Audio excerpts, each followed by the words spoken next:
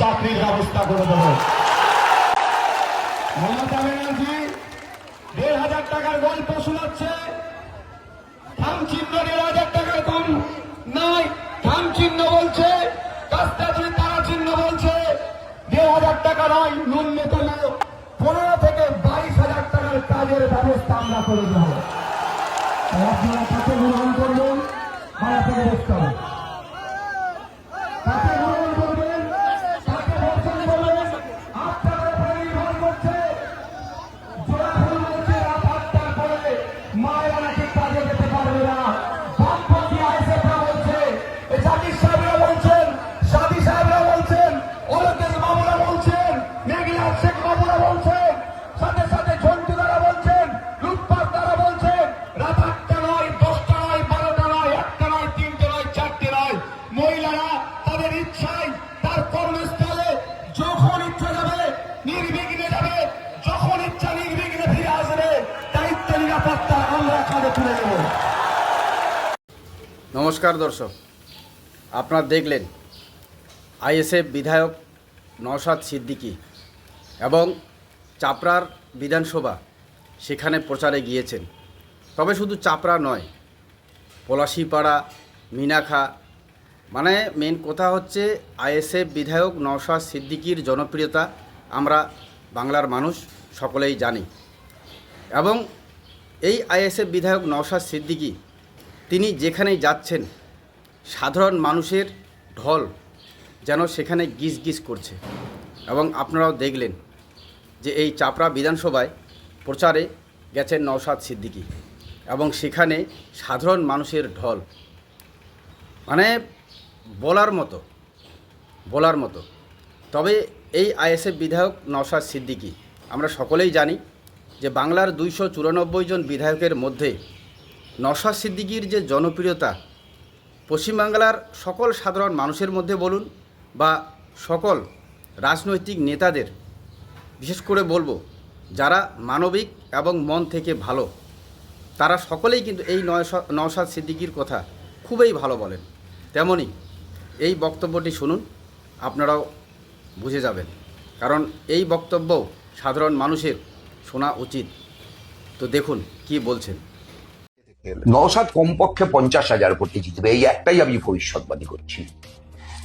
লিখে নিন, কমপক্ষে minimum margin will be 50,000 minimum. Shaukat কিছু করতে পারবে না।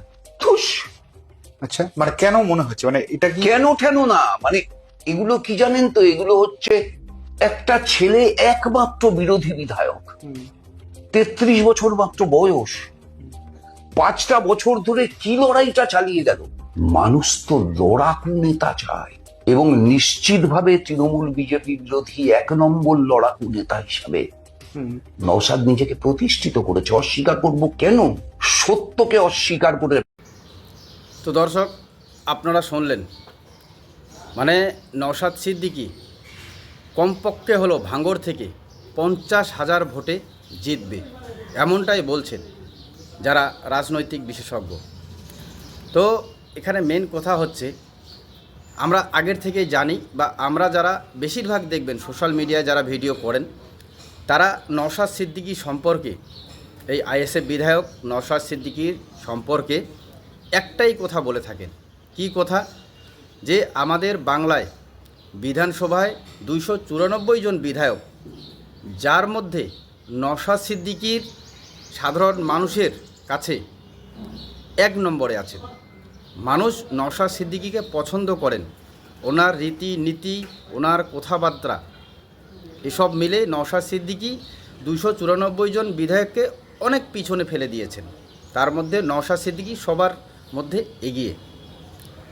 এবং নওশাদ সিদ্দিকী 2021 থেকে এই 5 বছরে, আজকে 26, এই 5 বছরে তৃণমূল এবং বিজেপির বিরোধী হিসাবে কাজ করেছেন এবং ভাঙড়বাসীর জন্যে, বিশেষ করে সমগ্র বাংলার সাধারণ মানুষের মধ্যে ওনার যে একটা আদর্শ এবং রীতিনীতি তিনি মানুষের ঘরে ঘরে পৌঁছে দিয়েছেন। এবং যার জন্যই এই নওশাদ সিদ্দিকীকে বাংলার সকল মানুষ খুবই ভালোবাসেন। এমনকি এটাও বলা যেতে পারে যে এই রাজনীতির ঊর্ধ্বে গিয়ে নওশাদ সিদ্দিকীর জনপ্রিয়তা সাধারণ মানুষের কাছে অপরিসীম। তো যাই হোক, আপনারা প্রথম ভিডিওতে দেখলেন যে চাপড়া বিধানসভায় নওশাদ সিদ্দিকীর যে বক্তব্য দিচ্ছেন, নওশাদ সিদ্দিকীর যে জনসভা, সেখানে সাধারণ মানুষের যে ঢল, এবং শুধু চাপড়া নয়, বাদবাকি যেগুলি বিধানসভায় তিনি যাচ্ছেন প্রচার করার জন্য, এবং নওশাদ সিদ্দিকীর জনসভাগুলিতে যেভাবে মানুষের ঢল নেমে আসছে, তাতে এটা ক্লিয়ার যে ভাঙড়ে কমপক্ষে নওশাদ সিদ্দিকী হারানোর মতো কেউ নেই। এবং তার সাথে সাথে এই শওকত মোল্লা, যেমন শওকত মোল্লার কথা শুনেই বললেন ধুস শওকত মোল্লা, মানে শওকত মোল্লার ব্যাপারে ইনি কিছু বললেনই না, কিন্তু নওশাদ সিদ্দিকীর ব্যাপারে যা বললেন আপনারা সকলেই শুনলেন। তো এই শওকত মোল্লার ব্যাপারে আমরা মুখ্যমন্ত্রীর কাছে আগেও শুনেছি, নতুন করে বলার কিছু নয়, জীবনতলার কাহিনী। এবং ক্যানিং পূর্বের বিধায়ক ছিলেন এই শওকত মোল্লা, কিন্তু ওনাকে ওখানে দাঁড় না করিয়ে ওনাকে ভাঙড়ে দাঁড় করিয়েছেন। এবং এটা নিয়েও শওকত মোল্লার অনুগামীদের অনেক জলঘোলা আমরা শুনেছি। মানে কোথাও না কোথাও হয়তো শওকত মোল্লাই চেয়েছিলেন যাতে তিনি ভাঙড়ে না দাঁড়ান, কারণ ভাঙড়ে যে জেতা অসম্ভব এটা কমপক্ষে শওকত মোল্লা তিনি ভালো করেই জানেন। এবং মানে আন্দোলন করার পরেও যখন ওনার আর ক্যানিংয়ে ফেরা হলো না, উনি ভাঙড়েই থেকে গেলেন, তারপরের বক্তব্যগুলা এবং শওকত মোল্লার যে একটা মানে চেহারার ছবি দেখলেই বোঝা যায় যে তিনি আগের থেকেই আভাস পেয়ে গেছেন যে আমার আর বিধায়ক হওয়া হবে না। যে ক্যানিং পূর্বে যে 2021 সালে বিধায়ক ছিলেন সেটাই ওনার লাস্ট, এবার ভাঙড়ে দাঁড় হয়েছেন।